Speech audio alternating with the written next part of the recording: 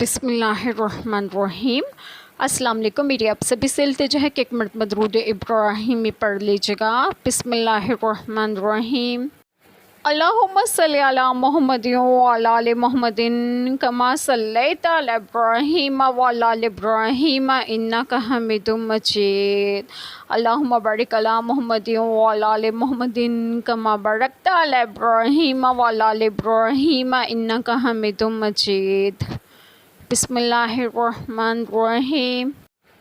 اور پہلے پچھلوں سے کہیں گے تو تم کچھ ہم سے اچھے نہ رہے تو چکھو عذاب بدلہ اپنے کیے کا۔ بسم اللہ الرحمن الرحیم۔ آج جو بات میں آپ لوگوں سے ڈسکس کروں گی وہ یہ ہے کہ آیت کریمہ میں ہے کہ اور پہلے پچھلوں سے کہیں گے تو تم کچھ ہم سے اچھے نہ رہے، کفر و ضلال میں دونوں برابر ہیں تو چکھو عذاب بدلہ اپنے کیے کا، کفر کا اور اعمال خبیثہ کا، تو تم ہم سے کچھ اچھے نہ رہے، یعنی اگر ہم مجرم و بدکار تھے تو تمہارا حال ہم سے کون سا بہتر تھا؟ تم نے بھی اپنی مرضی سے کفر کی روش اختیار کی، اور اگر ہم نے تمہیں گمراہ کیا تھا تو تم نے بھی کتنے لوگوں کا بیڑا غرق کیا، اب تمہیں ہم پر کون سی برتری حاصل رہی؟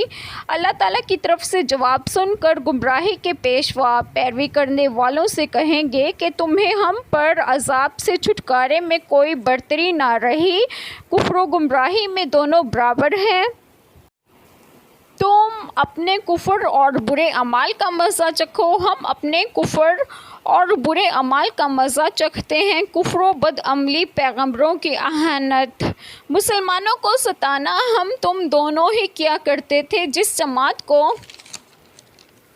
دگنا عذاب دینے کا مطالبہ ہوا تھا اس جماعت کا بھی یہی موقف ہے کہ اگر گمراہ ہونے اور دوسروں کے لیے گمراہی ورثہ میں چھوڑنے میں تم بھی ہماری طرح ہو، لہٰذا تم کو کوئی بڑائی ایسی حاصل نہیں ہے کہ تمہارا عذاب کم ہو اور ہمارا عذاب دگنا ہو، لہٰذا تم بھی دگنا عذاب چکھ لو۔